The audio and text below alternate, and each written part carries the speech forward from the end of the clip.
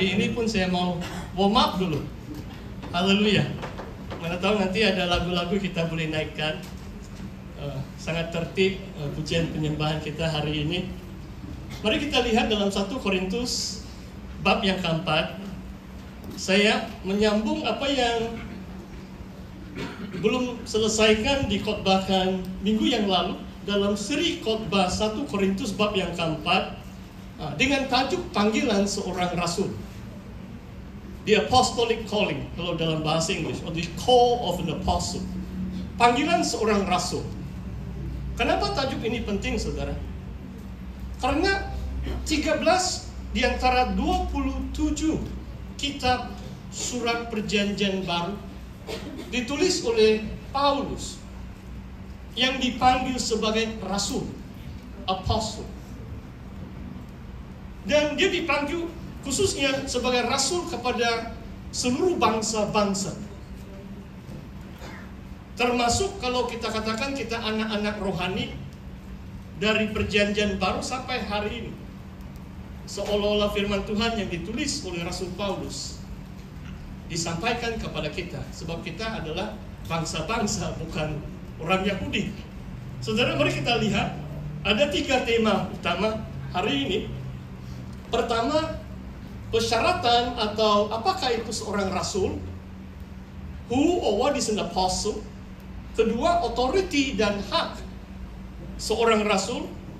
Dan yang ketiga, sikap seorang rasul. Dan bagaimana kita dapat menerapkan sikapnya atau prinsip-prinsip kepimpinannya dalam kehidupan kita secara pribadi. Saya bacakan dari ayat yang ke-8, 1 Korintus 4. Minggu yang lalu saya selesai sampai ayat yang ke-7. Coba kita dengar ayat-ayat ini. Kamu telah kenyang, kamu telah menjadi kaya. Tanpa kami, kamu telah menjadi raja. Alangkah baiknya kalau benar demikian, bahwa kamu telah menjadi raja, sehingga kami pun turut menjadi raja dengan kamu. Wah, ini kalau saudara baca ayat ini dia tujukan kepada jemaah yang dia menangkan, dia yang membangun gereja di Korintus dalam bab 18 Kisah Rasul. Dan kalau dalam bahasa Inggris, ayat pertama ini pun, ayat 8 ini penuh dengan macam sarkastik. Paulus ini dia macam menindir, mengejek. Wah, kalau pengkhotbah mengejek itu jemaah, minggu lalu kosong sudah tempat ini. Jadi maksudnya ini Paulus. Coba kamu lihat, kamu kenyang, kamu menjadi kaya, kamu telah menjadi raja. Alangkah baik betul-betul kamu menjadi raja, sehingga kami turut menjadi raja dengan kamu. Ayat 9, sebab menurut pendapatku, Allah memberikan kepada kami, para rasul, tempat yang paling rendah. Sama seperti orang-orang yang telah dijatuhkan hukuman mati. Sebab kami telah menjadi tuntunan bagi dunia, bagi malaikat-malaikat, dan bagi manusia. Kami bodoh oleh karena Kristus, tetapi kamu arif dalam Kristus. Kami lemah, tetapi kamu kuat. Kamu mulia, tetapi kami hina. Sampai saat ini kami lapar, haus, telanjang, dipukul, dan hidup menggembara. Kami melakukan pekerjaan tangan yang berat. Kalau kami dimaki, kami memberkati. Kalau kami dianiaya, kami sabar. Kalau kami difitnah, kami tetap menjawab dengan ramah. Kami telah menjadi sama dengan sampah dunia. Kalau bahasa Inggris, the scum of the earth. Sampah dunia. Sama dengan kotoran dari segala sesuatu sampai pada saat ini. Saudara, panggilan seorang rasul bukan mudah. Karena nampaknya Paulus mengalami banyak penderitaan, kesengsaraan, penganiayaan sekalipun. Dan dia coba beritahu kepada jemaah di Korintus bahwa keadaan kamu selesa, Kamu kenyang, kamu kaya, kamu jadi raja. Maksudnya, secara sindirannya, memang jemaah tidak akan menderita seperti seorang rasul. Paulus mengatakan, menurut pandanganku, para rasul tempat yang paling rendah. Saudara, persyaratan pertama sebagai seorang rasul adalah dia menduduki tempat yang paling rendah pada pandangan manusia atau dunia ini. Paulus katakan dia seperti sampah dunia ini. Saudara, coba kita pikirkan cerita atau riwayat Paulus. Walaupun sekarang kita macam mengagungkan dia sebab kita baca surat yang ditulis olehnya. Dalam 25 tahun dia melayani. Saudara kalau tahu kisah Paulus, di mana-mana dia pergi bukan senang. Itulah dia katakan, kami hidup menggembara. Di satu tempat 1,5 tahun di Korintus, di Efesus 3 tahun. Kadang-kadang beberapa minggu di Tesalonika dia dihalau, diusir dari kota itu. Dia melarikan diri. Tidak tahu berapa kali dia masuk penjara.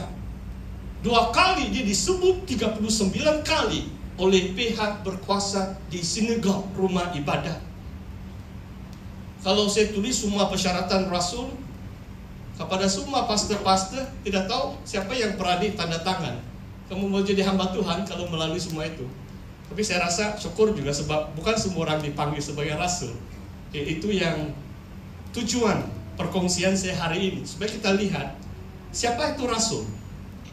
Yang pertama, kedudukan yang paling rendah di dunia ini, sanggup menderita bagi nama Yesus. Yang pertama, mari kita lihat sekarang 1 Korintus bab yang ke-9. Dalam suratan yang sama, Paulus masih menceritakan panggilannya sebagai seorang rasul.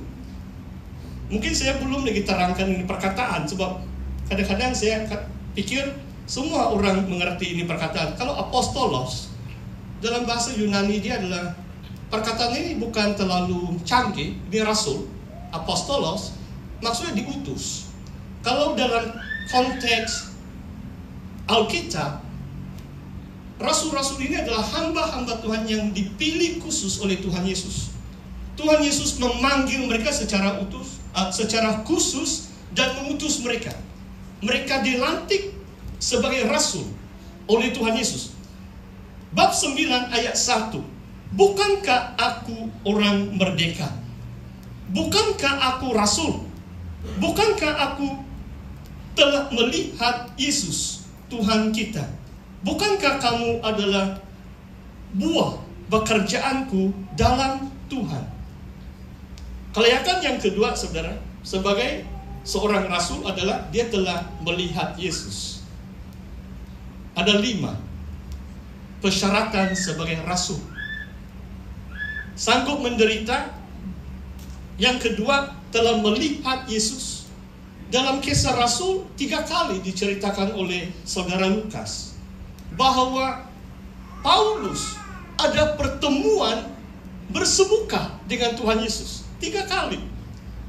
Kalau pertemuan Paulus tidak begitu penting, mungkin disebut 1 kali dalam bab yang ke-9, bab yang ke-22, dan bab yang ke-26. Diulangi bahwa Yesus menampakkan diri kepada Paulus.